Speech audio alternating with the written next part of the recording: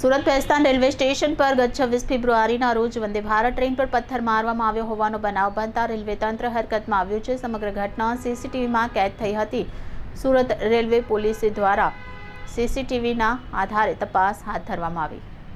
Bhestan railway station ખાતે 26 ફેબ્રુઆરી 2026ના રોજ એક ચોંકાવનારી ઘટના સામે આવી છે। સુરતથી મુંબઈ જતી વંદે ભારત એક્સપ્રેસ ટ્રેન પર અજાણ્યા વ્યક્તિ દ્વારા પથ્થરમારો કરવામાં આવ્યો હતો, જેના કારણે ટ્રેનની એક ખિડકીનો કાચ તૂટી ગયો હતો।